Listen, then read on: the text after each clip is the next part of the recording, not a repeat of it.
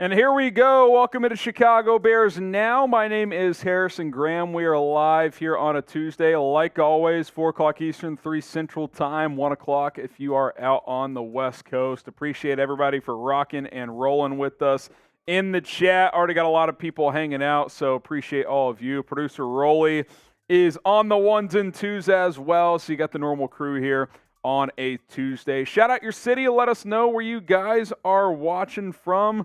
Rolly, we're back at it. Busy week at Chat Sports with NBA free agency around the corner. Rolly, some of you know this, is the host of our Miami Heat YouTube channel, The Heat Report.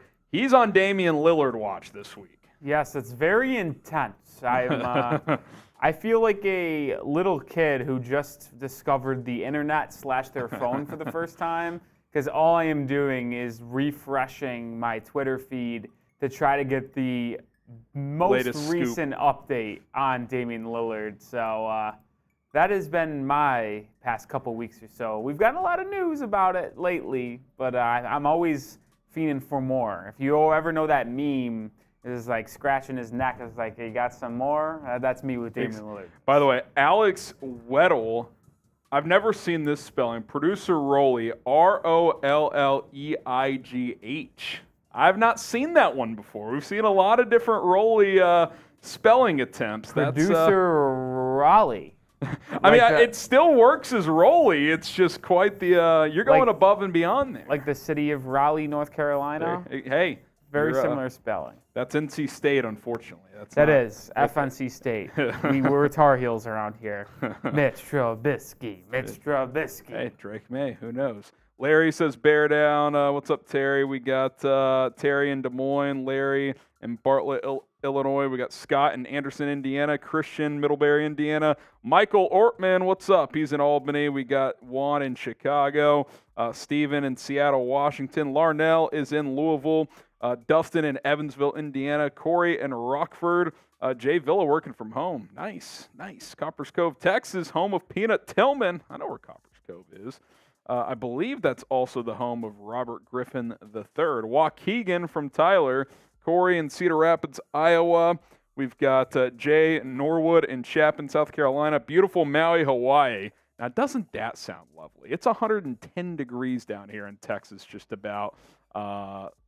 Hawaii sounds lovely. I'm sure it's hot right now, but still can't be as hot as it is here in Texas. Fill in the blank for us. DeAndre Hopkins will play for the blank in 2023. It's not going to be the Bears, but we're going to talk about him today because the latest around him could directly impact the Chicago Bears. We'll further explain that here in just a moment, but let us know who you guys think Hopkins will play for. Christian says the Patriots. Josh says the Browns.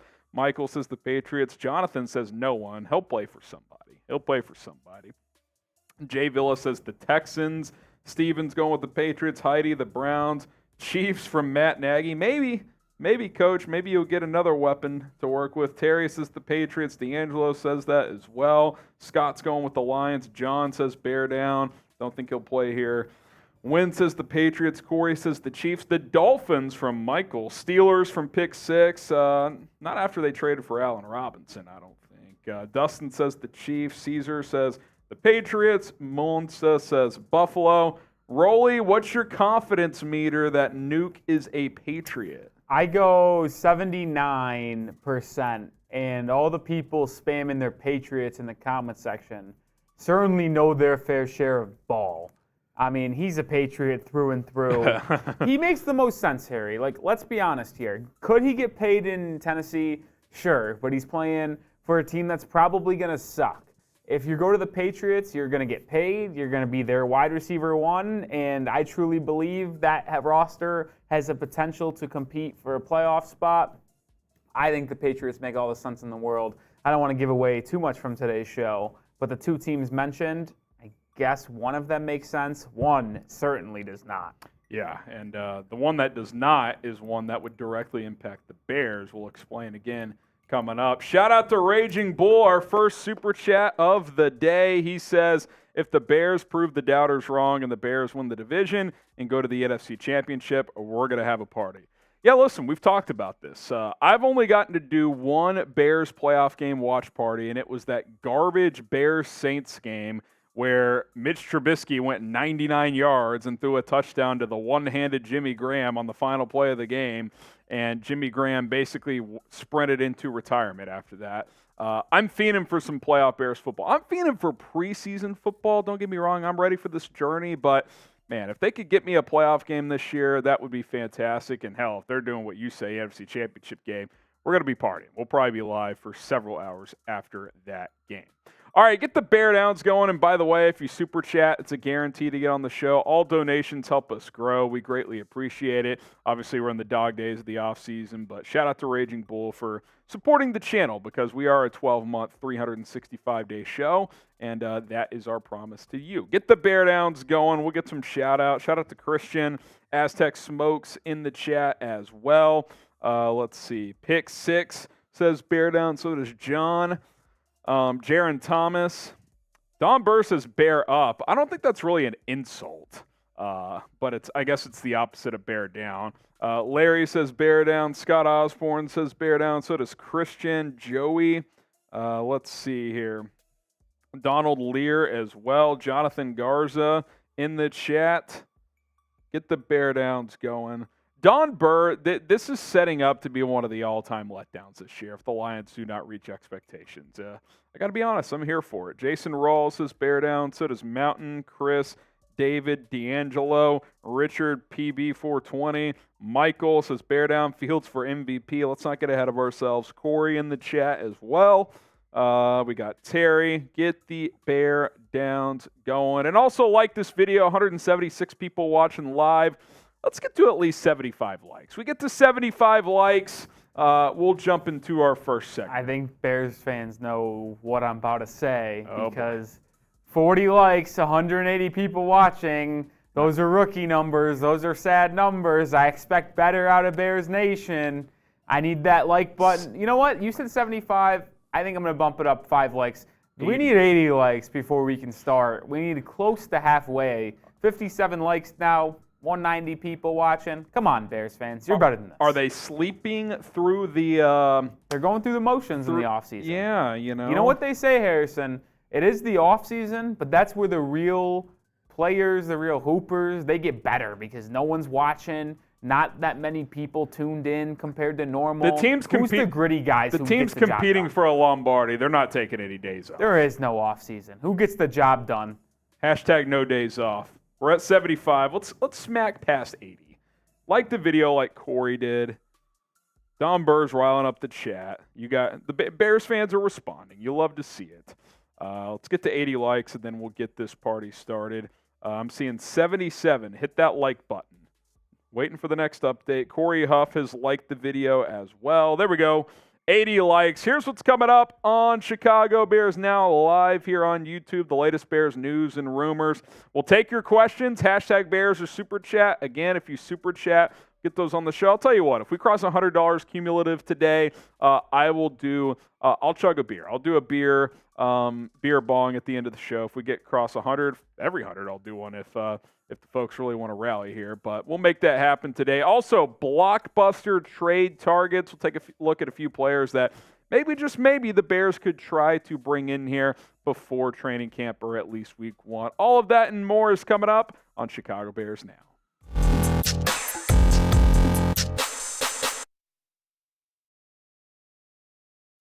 We've got a lot of Bears news and rumors to dive into. My name is Harrison Graham. We're going to take a look at the Bears Stadium update, the latest developments there as they look to the future. Also, ESPN ranked all of the skill position groups for all 32 NFL teams. Where do the Bears rank on that list? And lastly, DeAndre Hopkins, what is the latest on him? Even if he's not going to become a Bear, which I don't think he will, how could it impact the Bears? We'll discuss that on today's show as well. But first, help a brother out. We're trying to get to 4,300 followers on Instagram, slowly but surely putting more content out over there. Give me a follow if you want to help support the movement. I told you once we get to 5,000 followers, I'll do a Bears Now Instagram Live. Well, got to get to the next milestone first. That's 4,300. 14 followers away. It's at HGram NFL on Instagram. Go ahead and give me a follow. Okay, let's get into the latest on the Bears and their search for a new stadium, what their plan is going to look like. Kevin Warren, who's fully taken over as this team's president and CEO. He spoke at a community meeting in Arlington Heights on Monday to go through some of the issues with that Arlington Park property. So let me take you through some of the quotes here. Here's Kevin Warren saying, "We have to figure out if Arlington Heights is legitimately a viable option, or is it not? If this has nothing to do with personal feelings, this is strictly business, and I just want to make sure that we're all on the same page and figure out if this is something that will work. We were singularly focused on the development at Arlington Park. Since that time has come and passed, and we've had a stalemate and a lack of communication, and it sounds like a little bit more that it's a little bit more convoluted at this point in time than I thought it would be. We're in a position to start exploring other places and opportunities, as any good business or good business person would do. That's what you need to do." So based on that from Kevin Warren, that would lead one to believe that, look, we would like to come to Arlington Park. He talked about some of the tax issues, what they've offered in comparison to the schools in the area, which it all works together from a tax standpoint. But we're not hell-bent on this property. The Bears have purchased it, but if it doesn't make sense for us, we will consider other options. I still think there's some chess being played, but you've got that. Mike Florio, who kind of took this story and added a little bit to it himself, he said a reassessment of the property the team has purchased pushed the property tax bill from $2.8 million to $16.2 million. The Bears are currently trying to negotiate that into a more acceptable price. Now, this part of it's kind of twofold to me, right? Because you're thinking, oh my gosh, taxes went up 6x, 7x. That is an unreal number. But we're also talking about a $6-7 billion NFL franchise. Like, is $14 million that much of a difference? You can make that up pretty quickly. Now, there's a reason billionaires become billionaires, because they're business savvy. So they're obviously going to try and get that number to come down. But that's obviously a pretty major hike in what the tax estimate is and compared to when they first purchased the property. More on this story in a second here. But listen, 4th of July just around the corner. If you want to get a Bears USA 4th of July themed shirt, we got one available. Chatsports.com/Bears USA. That link is in the comments and in the description of this video. It's chatsports.com/Bears USA. Go pick up this t-shirt today, available in most sizes.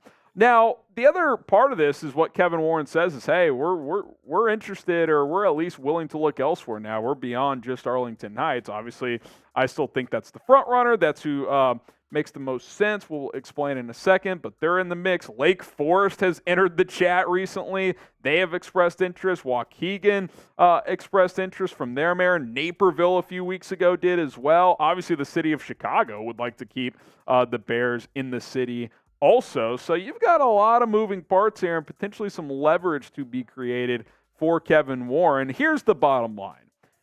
This is all about money, like anything else in life, unfortunately at times, fortunately at times. But that's what these things come down to, man. Like, the Bears are going to figure out how they can maximize every little dollar, who's spending what money, how much is the city paying, how much is the franchise paying, how much are taxpayers paying. The Arlington Park property still makes the most sense. It's on a prime piece of real estate, 326 acres. You can build a state-of-the-art stadium, which Kevin Warren did confirm it will be a dome wherever they do it. And you can build restaurants, hotels, condos, all kinds of business development on that property and rake in the cash if you are the Bears franchise. So I still think that happens. Maybe it takes longer now. Maybe this thing pushes it back a year or two. Who knows? But I still think if you asked me this question that I'm going to ask you, where will the Bears be playing in 10 years?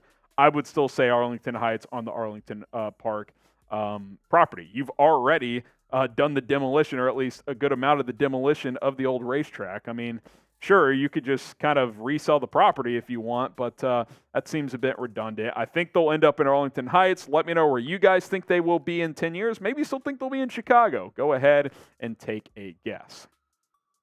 How much is the offense improved? That is the question. I definitely think it's much improved. ESPN Bill Barnwell every single year does this exercise where he ranks 1 to 32 the skill position groups, receivers, running backs, tight ends for all 32 NFL teams. And this year the Bears came in at 17th, which that's quite a hike from 31st where he had them a year ago. And might have been generous. Might have ended up being 32nd when you looked at it at the end of the season. Here's Barnwell on the Bears. Operation Get Justin Fields, a top wide receiver, landed a legitimate number 1 this offseason in former Carolina star DJ Moore. He stayed healthy and productive despite subpar quarterback play. The move pushes Darnell Mooney back into the number 2 role where he excelled in 2021. Remember, that was his 1,000-yard season. There's a major drop-off between the top 2 and everyone else at receiver. Chase Claypool caught just 14 passes after joining Chicago at the trade deadline. Cole Kmet's touchdown total spiked last season was 7 from 0 the year before, but I doubt he'll keep scoring every 7 or so receptions. Barnwell also got to the running backs here, said Khalil Herbert generated 1.3 rushing yards over expected per carry last season, way ahead of then teammate David Montgomery, who came in at negative 0.3. And then GM Ryan Poles upgraded by swapping out Montgomery for Deontay Foreman. So some pessimism, some optimistic. I would say saying Foreman is a clear upgrade over Montgomery. That's an optimistic look at it. But he also took a pessimistic look at it, saying major drop-off after the top 2 receivers from Mooney to Claypool. Like, I would say Mooney's the 2 and Claypool's the 3, but if Claypool can get back to his first 2 years, he performed like a number 2 receiver. So it's very possible you have 2 number 2s. Claypool averaged about 160 yards and 5 touchdowns his first 2 NFL seasons. I mean, if that's your number 3, if he's playing at that type of a level, that's pretty damn good. Even if the volume numbers aren't that, if he's just reliable as a pass catcher, you would like to see that. Herbert, Foreman, Roschon, you've got them in the mix. You add Robert Tonyan, who had a 12-touchdown season one year. There's no reason why Fields in the offense should take off. Now, I'm not saying this is going to be a top 5 offense in the NFL or even top 10, but you should be much improved. I don't think top 20, even top half of the NFL in total offense, because we know this team's going to be able to run the football well, is out of the realm of possibility. I think a top 10 rushing attack should be expected, and a top 20, 22-ish passing attack is very much achievable as well. You add that up, you're probably a top 15 offense in the NFL. So what do you guys think? Will the Bears have a top 15 offense in 2023? That's my goal. I mean, top half would be top 16. If you can achieve that, I think that would be a nice little season here. Type Y for yes, type in for no. Will the Bears offense be top 15 this year? Let's get to the latest on DeAndre Hopkins. Now, before you guys are like, Harrison, the Bears aren't getting him. I know that. The Bears aren't getting DeAndre Hopkins. I really don't have a lot of interest in him for the Bears with what their unit looks like. If they got him, I wouldn't say no, but I just think you have other areas of need, and I think from Hopkins' standpoint, he can have a bigger role elsewhere. Now, the latest reports are that the Browns and Panthers are lurking as potential destinations for Hopkins, and my initial thought to that was, please not Carolina, right? I mean, we want Carolina to be as bad as possible because the Bears own their first-round pick next year and second-round pick in 2025. I'm not as worried about that pick right now, but that first-round pick next year, I mean, you really want that to be in the top 10 if possible. Now, if they weren't in the NFC South, I'd be very confident that would be the case, but somebody's got to win that division between the Panthers, Falcons, Saints, and Buccaneers. I don't think Carolina will win it, but, you know, if you had a player like Hopkins, that gives them a better chance to do so. Now, the teams that are for sure interested based on the most recent reports, well, he visited Tennessee and New England, so we know they're interested. Latest report says New England's the favorite, by the way. Now you got the Browns and Panthers. I still think the Chiefs could be in the mix if Hopkins is patient or if that price tag comes down from his standpoint. We'll see, but we know that these 4 teams are interested if that report of Carolina and Cleveland's interest is true. He's a good player. Again, like from the Bears' standpoint, it's twofold. There's only one NFC team on this list, right? Carolina. A, you play them. B, they're an NFC team, so you don't want them in the NFC. And C, you own their first-round pick next year. So send DeAndre Hopkins and his all-pro ability to a different team. I don't really care which of the other teams it is, Cleveland, New England, Buffalo, whoever it ends up being, Tennessee, Kansas City. Send him to the AFC. I don't want to face him, and I don't want Carolina to have a chance to be better because you want that pick to be as high as possible. So I'm going to be monitoring this story. If there's notable updates, we'll keep you guys in the loop, especially if Carolina's interest, if something bubbles there. I don't think that'll happen, but who knows? I mean, if they sell him on being a heavy targeted player and they pay him a lot to play with Bryce Young, Weirder things have happened. You just never know. Now, predict it for us. Fill in the blank. Where will DeAndre Hopkins play in 2023? What team will he play for? Fill in the blank in the comments on this video. Okay, appreciate everybody for tuning in. Lots of news, rumors, storylines circulating around the NFL, despite it being the dead part of the offseason. Training camp less than a month away. We'll have some real football to talk about very, very soon. Be sure to follow me on Instagram, like I said, trying to get to 4,300 followers ASAP. It's at HGramNFL. Appreciate everybody for tuning in. Sam Laktara with the super chat. Shout out to Sam here. Is it scarier to know the date of your death or your cause of death?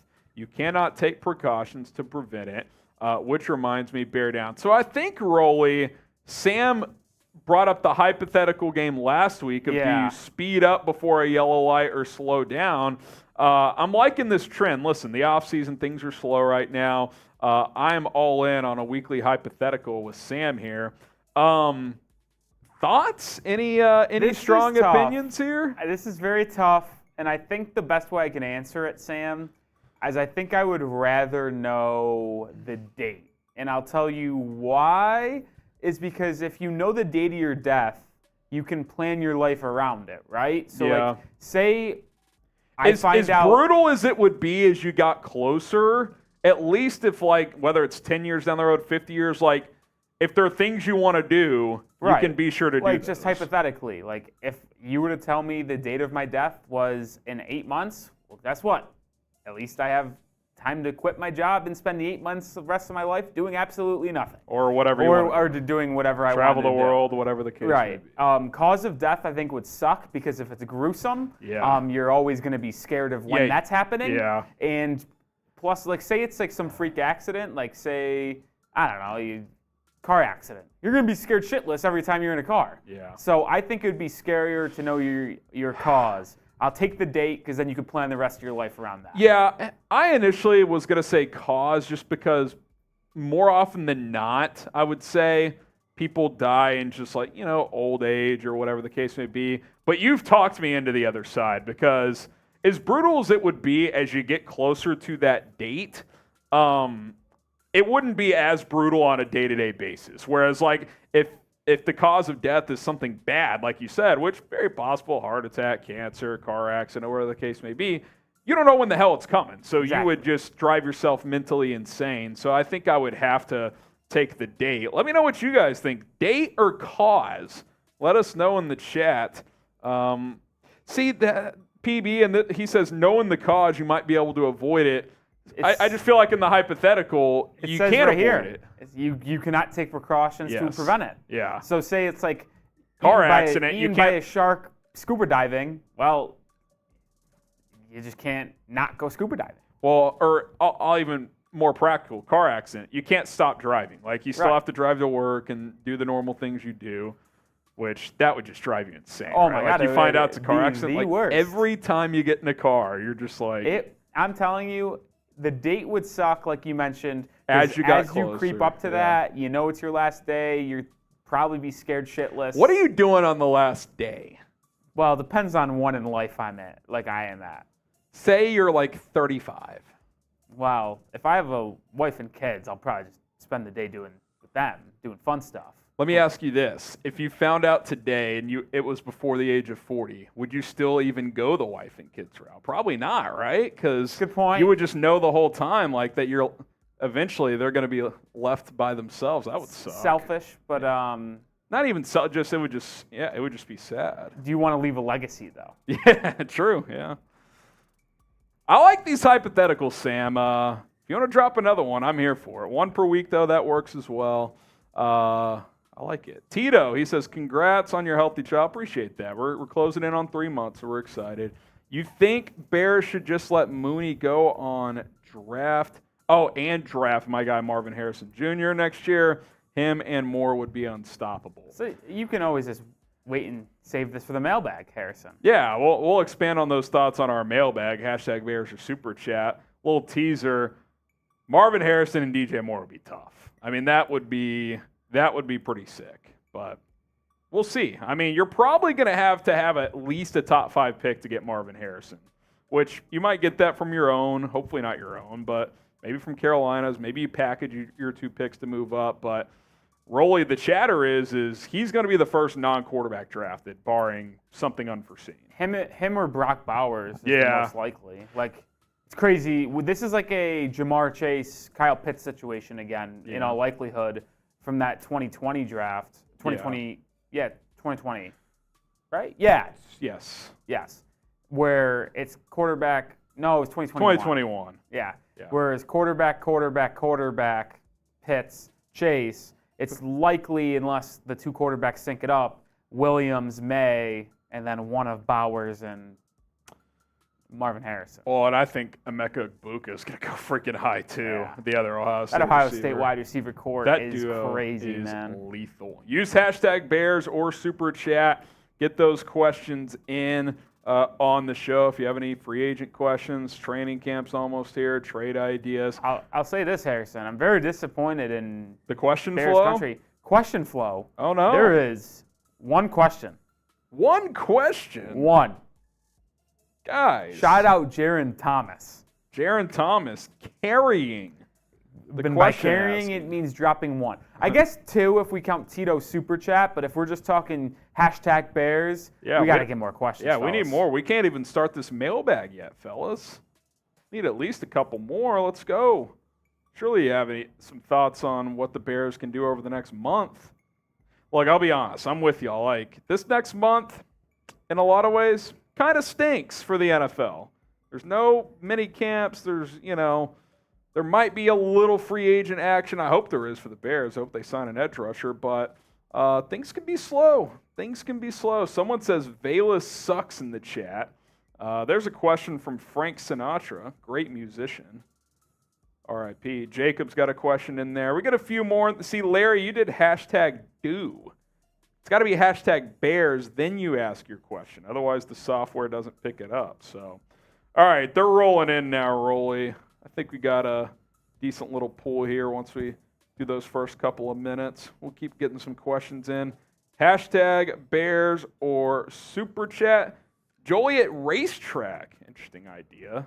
You want to go that route for the stadium. So, who knows? It's going to be interesting to see how it all plays out. Kevin Warren's going to take his time figuring it all out. That is for sure. All right, hashtag Bears Super Chat.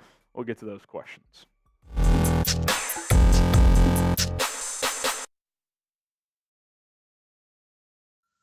Today's Chicago Bears mailbag is presented by Manscaped. Get the best men grooming products out there at manscaped.com. Use code BEARS20 to get 20% off plus free shipping. Coming up in a second, Bears rumors mailbag. We'll take your questions. Submit them right now. Hashtag Bears or Super Chat.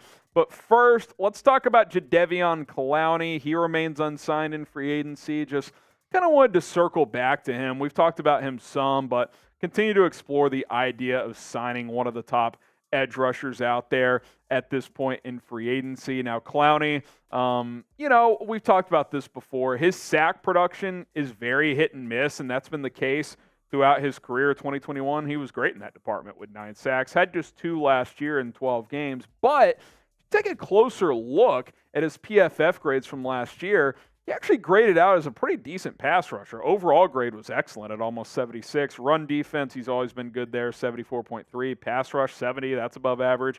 Pressures had 29. That's like 2.5 per game about there. So it's not like he doesn't get pressure at all. That's kind of been the story of his career as a pass rusher. Is he gets pretty consistent pressure, but doesn't always come down with the sacks. The bottom line is I know his exit with Cleveland was a little sloppy and messy last year, but if you're comfortable with him in your locker room, there's just simply no doubt that he would help this defense. He's still young enough. He's still productive enough. He's an excellent run defender. He's going to seal that edge at a high clip. And I just think you plug him in here. Him and DeMarcus Walker are your edges. You can kick Walker inside sometimes on passing downs. Clowney can kick inside occasionally as well.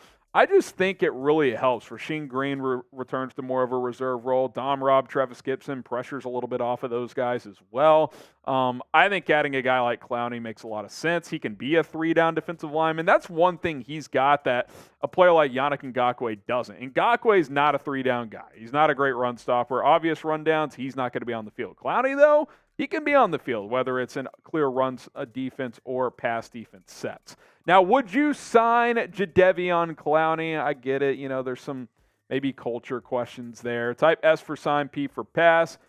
Didn't mesh in well with the Browns last year, which is why they made a clean break there, but I would still be interested if I was Ryan Poles and the Bears.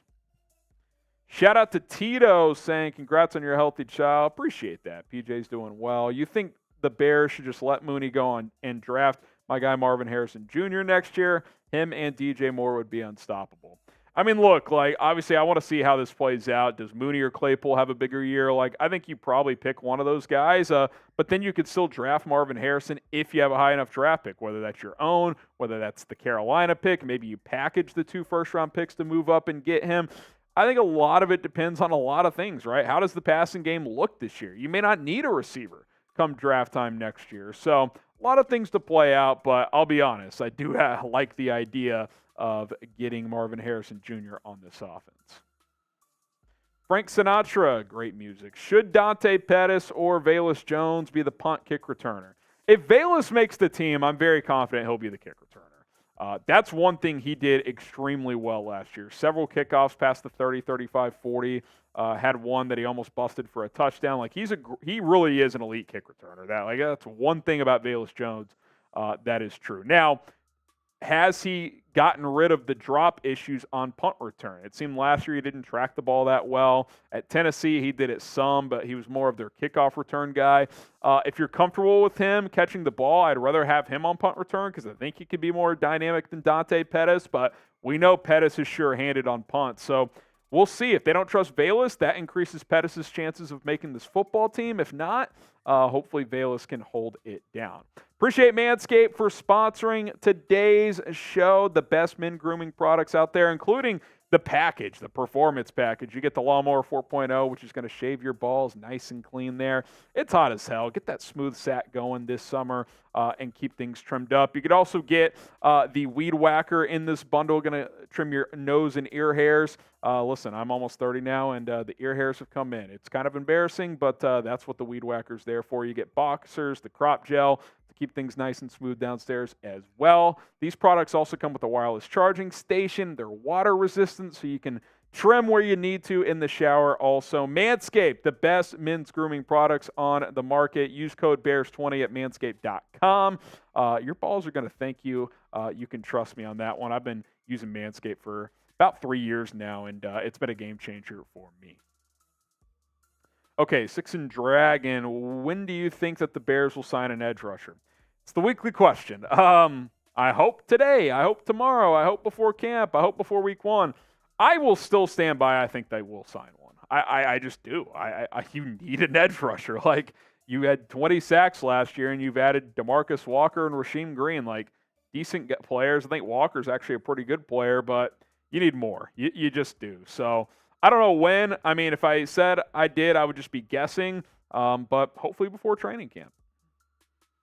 Michael DiBartolo, 10 wins or bust. I think it's in the bag. Also, do you think Poles will just sit tight on defensive end, or does he have to make a move? I kind of just addressed the edge spot. I definitely think they should make a move there. As far as 10 wins or bust, that's too rich to say.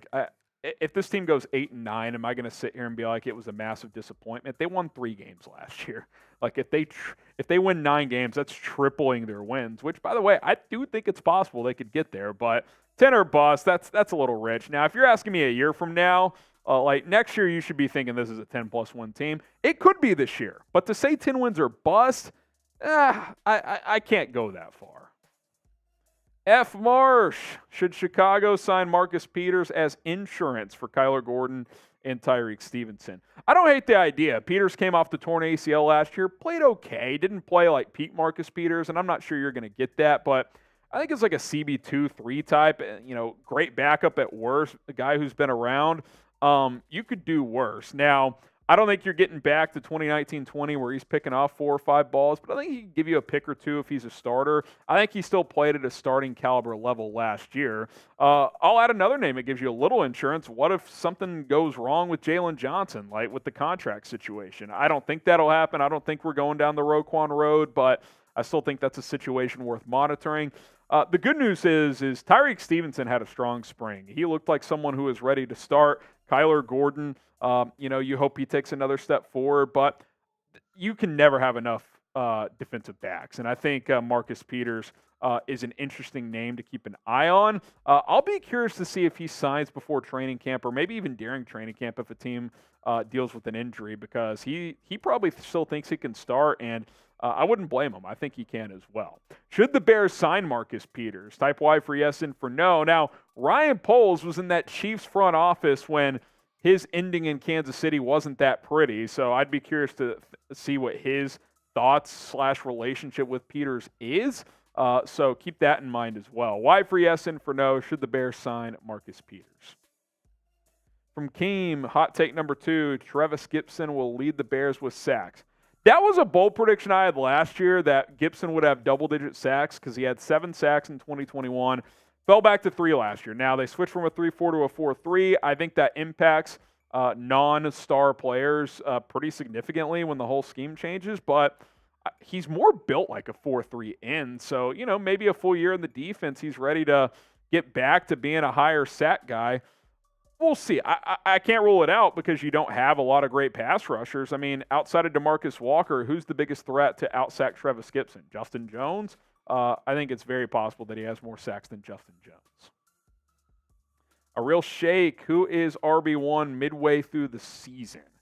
Let's just say like week 9. It's a good question. Right now it's Herbert, Foreman, Roschon, I would say.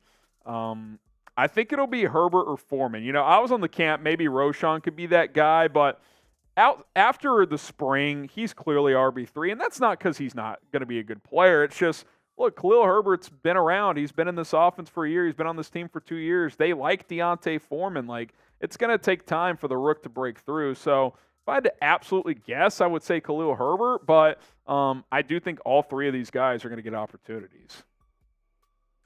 Stephen Hunt, what do you think we could get for either Mooney or Claypool? Likely it won't sign both, so trade one. It's hard to know who would have higher value right now. I think it would actually be Mooney, because if teams caught whiff that Claypool was on the trade block, he's not going anywhere near a second, because teams would be like, wait a second. They just traded for him. He didn't play that well the second half of last year, and they already want to trade him again. We'll give you like a 5th. They're not trading Claypool right now. Number one, but I think if they tried to, the offers would not be good. For Mooney, if the medical checks out, I think you could get a 3rd or 4th for him. Drafted him in the 5th. He has clearly outperformed that, so I think Mooney would get you a little bit more, but I don't have interest in trading either right now. I want to see how these guys compete and how they produce. Now, did you miss our mailbag live on Tuesday? If you're watching live right now, the answer is no. But if you're watching this video later on, subscribe and join us. Hit that sub button. We go live every Tuesday to answer your questions here on these mailbags. So don't miss out. Subscribe and turn on your notifications and join us every Tuesday at 4 Eastern, 3 Central. Oh, Geezer Kieran, appreciate the super. Which UDFA has a chance to stick? Coming out of spring ball, there was not a lot of UDFA chatter in mini camps, if I'm being honest, which, quite frankly, that's a good thing. Like last year, a lot of UDFA talk, because what's the difference? The roster's in much better shape. Like, in a perfect world, no UDFA makes it, because you've just got better and more talented players. But there's a couple guys that could be in the mix. There's a couple interesting linebackers, but you're deep at that position. There's UDFAs from last year that I think will make it, like they did a year ago. Josh Blackwell has a good chance, Jalen Jones, but there's not a UDFA. Tyson Bagent, maybe if he really shows out and he's your QB3, but we'll see on that front. From Larry, do you think Claypool gets cut because of his work ethic? I don't know what the work ethic thing is. I know there was character concerns coming out of Pittsburgh, but he hasn't had bad work ethic this offseason. If anything, it's been the opposite. It's just he has an injury, so he hasn't been able to practice. Now that's frustrating, of course, but he's not going to get cut. Like, they may not bring him back after this year. That's very much a possibility. He's got a lot to prove, man. Like, there's no doubt about it, but I'm willing to see how this season plays out. Ernesto Coronado, do you think that they're working on a Danielle Hunter trade. I would love that, man. I know it's interdivision, but he's a stud. I mean, he gets a ton of pressures, a lot of sacks. He's good against the run. Danielle Hunter is maybe the most underrated edge in the NFL. He is not talked about nearly enough. He was the fastest player to 50 sacks in NFL history. The guy just produces, man. So I don't know if they're working on it, but I'd like to see it happen. We'll see if it does.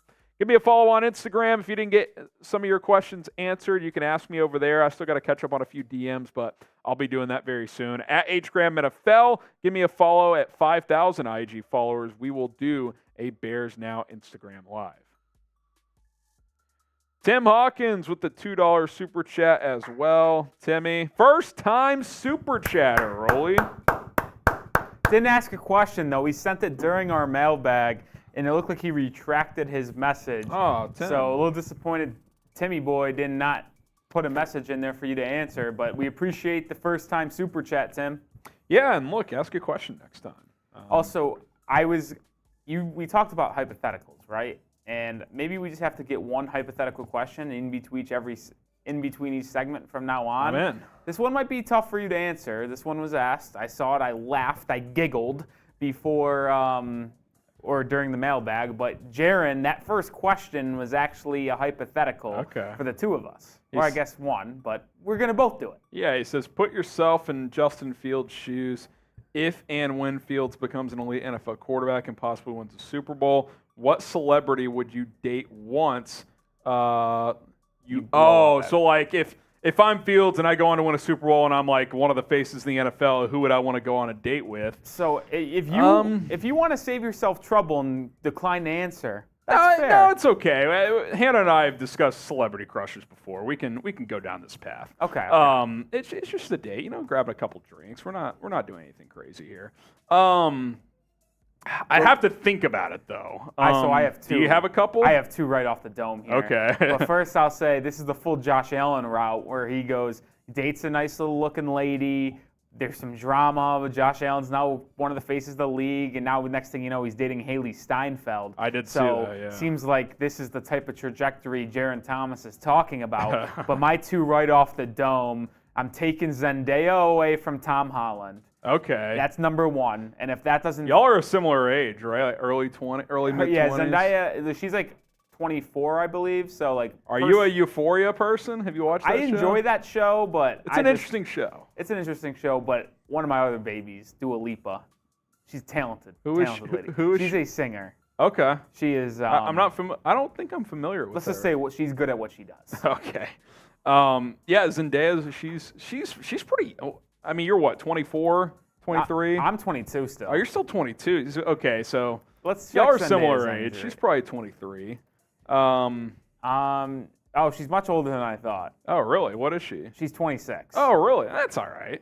I mean, that ain't no problem. No. But I'm just saying I did not expect her to be that old. Did you see this hypothetical?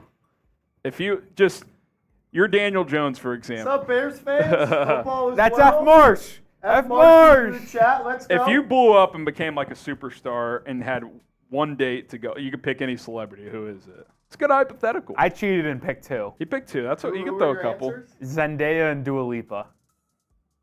Marsh, you didn't even know who Dua Lipa was. Do you know who she is now? I don't know. Dua Lipa, yeah, she's the talented. Girl that, dude from White Man Can't Jump is laughing. Oh, Laura Harrier. No name? Oh. I forgot his name. Okay. What? What's his Jack name? Harlow? Jack Harlow. The girl that he was dating in that movie? No. I'm saying he has a song about Dua Oh, that's right. He does. Did you pick one? No, he didn't. You don't have to. It's all right. It's tough. I know. It's hard to be put on the spot. I'm still thinking too, to be honest. Oh, Back in the Transformers, Megan Fox. Transformers, Megan Fox is Toe a good thumbs answer. is a tough look, but gosh, that's a decent call though. Let's see. Immortal says not Kim Kardashian. Yeah, I'm not a too much work done there. Like Chris says, Rolly, I'm 22 years older than you. That's all right. If plastic's your thing, like I'm not against it. It's just not my cup of tea. I'll just Marty K says Marsh would pick Ice Spice. That's hilarious. That is electric. Dan says young Jennifer Lopez. That's a good one. That's younger. I'd say another younger. What's her name from Horrible Bosses Friends? Oh, Jennifer Aniston. Younger Jennifer Aniston would be up there. Cyrus for me. says y'all making me feel old.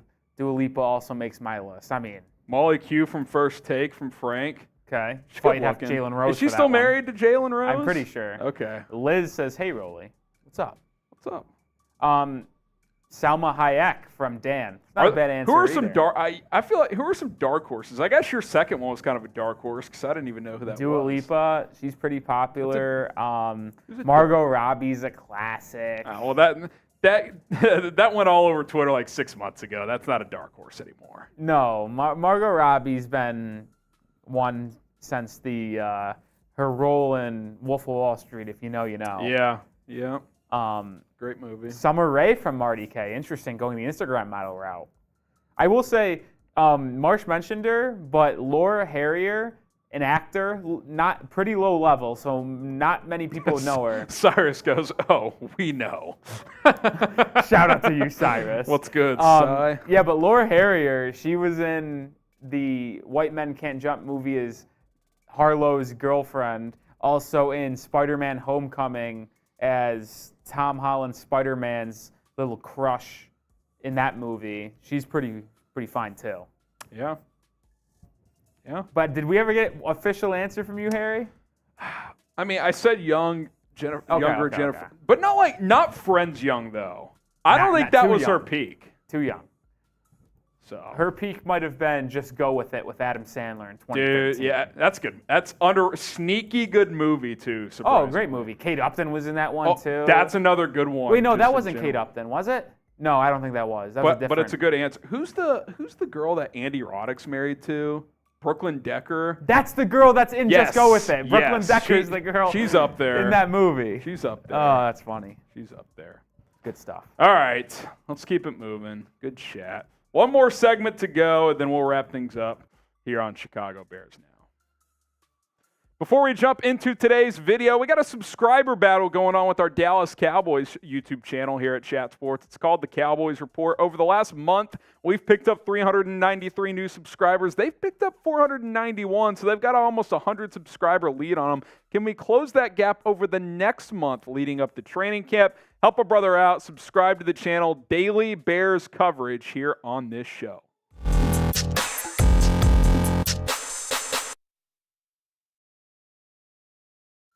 You're watching Chicago Bears Now. My name is Harrison Graham. And on today's show, we're going to take a look at 3 blockbuster trade targets before training camp. Now, full disclosure, these are blockbuster trade ideas, right? So, it's not like it's incredibly likely that these would go down. But some players that, have been connected to some trade buzz, and that would certainly help this football team. Let's get to the first one here. That is Chase Young, former college teammate of Justin Fields, arguably the biggest edge rusher that's been connected to trade rumors this offseason, although we will get to another one who has been as well. But Chase Young is a really interesting case study because we know the talent. We know the pedigree coming out of Ohio State being a number 2 overall pick. We've seen production in his rookie year. He looks the part. He's got the physical makeup. Chase Young is an elite talent. There is simply no doubt about it. The problem is he's had injuries over the past couple years. I got to flash this real quick too, by the way. I mean, this Bears edit looking nice and crispy. Having trouble reading the name there, but shout out to the graphic designer who made this edit. He just looks good in a Bears uniform. But Chase Young, if he can reach his potential, can be a superstar. I really do believe that. Now, there have been reports on and off throughout the offseason that Young could be available potentially. Now, Washington's obviously in a case where they're trying to compete. Ron Rivera's entering year 3 in Washington. He's on the hot seat a little bit. They've got to win.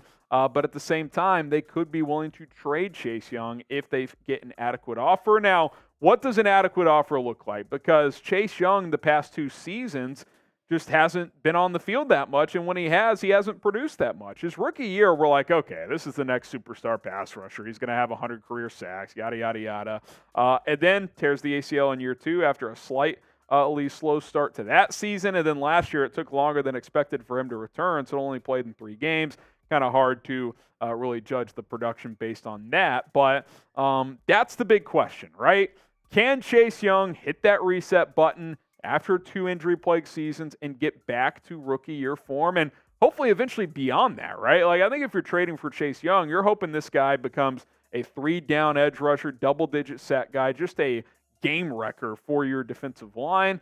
I think that's what Washington still hopes for. I think that's what teams would still want if they were to trade for him, which makes his trade value really tricky to equate considering he has missed a good chunk of the past 2 seasons. Now, Bears fans, would you take a chance on Chase Young? Type Y for yes, or you can type N for no. It depends on the price for me. I'm obviously not trading a first for him. Would I trade a second? Maybe. Could you trade that one of those 2025 second-round picks since you have 2 that year? I think I would for sure do that. Let me know in the comments Y for yes or N for no. Now, Bears Now is presented by Manscaped. Shout out to them for sponsoring today's show. And you can get the Performance Package 4.0 at a heavy discount when you use promo code BEARS20. It comes with the best ball hair trimming product on the market. It is the Lawnmower 4.0. You also get the Weed Whacker ear and nose hair trimmer, and you get the most comfortable boxers and a couple other products as well. The Lawnmower here, keep the balls nice and smooth sack summer as we're calling it here from Manscaped. You get 4 adjustable guards on this thing, so if you want to leave a little bit of hair down there, you certainly can. It's water resistant. It's got a wireless charging station. Just a very handy tool to keep your male area, if you know what I'm saying, nice and groomed. Promo code BEARS20, manscaped.com. Look good, feel good with Manscaped. You will not regret it, and your balls will thank you. Okay, how about Montez Sweat, the teammate of Chase Young, who there was some loose trade chatter early in the offseason, but that's certainly been stifled. But he's also entering the final year of his rookie contract with Washington, and he's quietly been a pretty damn good player for the Commanders. He fits the size and weight combo you're looking for in a 4-3 defensive end. He's been productive for the most part. He's been durable. Now, he missed 7 games in his 3rd season, but beyond that, I think he's played in every game of his career. So in 4 seasons, missed 7 games all in 1 season. So that's pretty good overall for a player that is in the trenches. But Montez Sweat, he would instantly be your best pass rusher. I don't think there's any question about that whatsoever. The former first-round pick had his 5th-year option exercise last year. That is now taking place this year. And I think with him, it's very interesting because the Washington Commanders are going to have to make a call. They've already paid Jonathan Allen. They've already paid Daron Payne, 2 defensive tackles. Are they going to pay Chase Young and Montez Sweat after this year because both are set to be free agents? That seems unlikely to me. Now, I wouldn't rule it out. Anything can happen. But I think the more likely scenario is that they have to pick one, which means if they want to maximize value, trading the other one, whoever it is, makes the most sense, whether it's now or potentially in a midseason trade. Again, I mentioned Montez Sweat, what he's been able to do from a durability standpoint. Missed 7 games in 2021, but 7 sacks as a rookie, 9 his 2nd year, 5 in just 10 games in his 3rd year, so he probably would have had 8 or 9 there had he stayed healthy, had 8 again last year. He's not like a superstar, but he's just solid and productive. I mean, he's what I would call like a tier 2 pass rusher. He's not up there with the Nick Bosas of the world who are way up here in their own status, but he's in that 2nd tier, really good, can be a Pro Bowl caliber player, maybe not all pro, but he's definitely more proven than Chase Young. He's had 3 seasons like Chase Young had his rookie year, so you're projecting less. Maybe the ceiling's lower, but the consistency is certainly there. Now pick a commander. Who would you rather trade for? Type CY for Chase Young or MS for Montez Sweat. If I want more of a sure thing, I'm taking Montez Sweat. If I want to hit a home run, I'm typing CY for Chase Young. Let me know what you guys think. Don't miss out. We have all of the Chicago Bears news and rumors here on this channel. If big stories are out there, I promise you we're going to cover them. So subscribe today. Remember, we've got that subscribe battle going on with the Cowboys Report. Help us out. Let's bridge the gap. Okay, the the biggest name recently that's been connected to trade buzz? Danielle Hunter, and yes, we're doing 3 edges here. Listen, I know what you're going to say. Interdivision, had an injury a couple years ago, yada, yada, yada. And I get all that. It's all legitimate. But we've talked about this with Danielle Hunter before. Number one, he's a freaking stud, man. He's just a damn good football player. Easily the best rusher out of these 3 players at this point. Again, maybe Chase Young gets there, but he hasn't up to this point. Number two, for those concerned about the interdivision trade, which, yeah, I mean, that's a legitimate point to bring up. Kwesi Adofo-Mensah, the Vikings GM, has made multiple interdivision trades, and he's been on the job for less than 2 years. He traded for T.J. Hawkinson. He made multiple draft trades with the Packers. Like, he's not scared, I should say, to trade with the team in the division. Now, he's not just going to give them over. It's probably going to cost a little bit more than, say, another team to get Danielle Hunter, but he would do it for a price tag that he deems fair, in my opinion. Now, again, going back to the pedigree, I mean, the guy's just a stud. 10.5 sacks last year, 6 the year before, but that was only in 7 games coming off that neck injury. I mean, he might have had 13, 14 had he played the whole season like he did in 2019 when he had 14.5. He's still young enough. Fastest player in NFL history to 50 career sacks. This guy is a game wrecker. You put him on this defensive line and you go with him and Walker off the edge, Green, Gibson, Robinson as potential rotation options, although keep an eye on Gibson. We'll talk about him in a second. And then you've got your revamped defensive tackle group with Billings on board now, drafting Dexter and Zach Pickens. You're feeling a lot better about that front 4. I thought Robert Schmitz, who's now working with the Bears blog, had an interesting note. He said, at the risk of being a takes man, it's wild how much a defensive end like Danielle Hunter would change this Bears team's trajectory. As things stand, they don't have a pass rush threat on 3rd down, requiring them to blitz. Add Hunter, you might add a full 2 wins to the season, 7-9. So he's kind of just like saying, maybe they're a 7-1 team now with him. Maybe they're a 9-1 team. I don't know what their floor ceiling is right now. It's hard to say. But I do agree with the sentiment that an elite pass rusher changes the trajectory of this defense and therefore this team, because I think the back 7 for this defense could be pretty damn good. Linebacker core is excellent on paper. Secondary has a lot of potential. And the rest of this defensive line, like if you get that elite guy and everybody gets knocked down a peg, it could actually be decent. So you ask yourself, is he worth the premium? Because you'd like to have to pay at least a little bit extra for an interdivision trade. But again, we've seen the Vikings do that. I think Danielle Hunter might be worth it, man. He's that good. So here's the trade I cooked up. A 2nd-round pick next year, a 4th-round pick next year, and I'm going to throw Minnesota Travis Gibson. I think Gibson's a little better than Dominique Robinson right now, but I've got 3 more years of rookie contract control for Dom Rob just this year for Travis Gibson. So I'll send Gibson to Minnesota. That's where the premium comes in because the reports have been they want a 2nd-round pick plus more. So 2nd, 4th, I'll throw Gibson in as well for Danielle Hunter. Would you do this trade? Type B for the Bears, type V for the Vikings? I think I would. I absolutely think I would. I don't think Travis Gibson, I tell people this all the time, especially in basketball, but it could apply in football too. Don't get obsessed with role players. If you can get a star, you absolutely do it if the price is reasonable enough. B for Bears, V for Vikings. Let me know who wins this trade. All right, guys, appreciate everybody for tuning in to today's episode of Chicago Bears Now. More videos to come as we get closer to training camp. Get the Bear Downs rolling in the chat. Liz and Ron say Bears win. Marty K says the Vikings win. Mostly Bears winning that trade. A few Vikings in there. Space Cat says absolutely not. I would do it, man. Like, I don't think it mortgages your future that much. You're not giving up a first. You're getting a player who's still young enough. I would take the chance on the interdivision trade. Nah, we don't need to. We're going to get out of here soon. Any final thoughts from anyone? Any final super chats if you have a question you want answered? Otherwise, Rolly and I are going to push on out of here. Okay, Brandon says, Jay Cutler is the greatest quarterback of all time. He's arguably he's probably the greatest statistical Bears quarterback of all time, which is sad. I like Cuddy. He's not the greatest of all time. He's a good pro. Decent run with him here. NFC Championship game.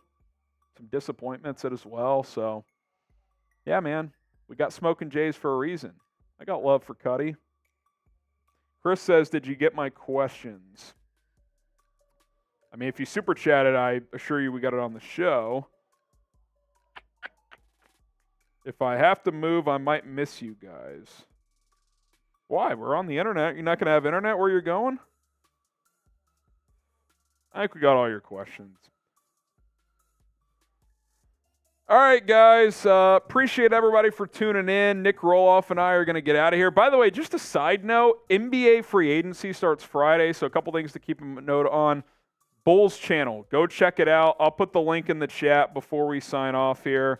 Go check out our Bulls channel. Patrick Seatman's doing a great job over there. You might see me on some Bulls videos as well. There's the Bulls channel. Go subscribe. He's putting in hard work. Also, our main NBA free agency coverage on our main Chat Sports YouTube channel will begin Friday. You'll likely see me over there a lot. So if you want to see me live talk about the NBA, we will be doing that at youtube.com/chatsportstv. So Bulls channel, main Chat Sports channel, a lot of NBA content coming up over the next couple of weeks. So be on the lookout for that. Shout out to producer Rolly for hanging out today. My name is Harrison Graham. We'll see you guys soon.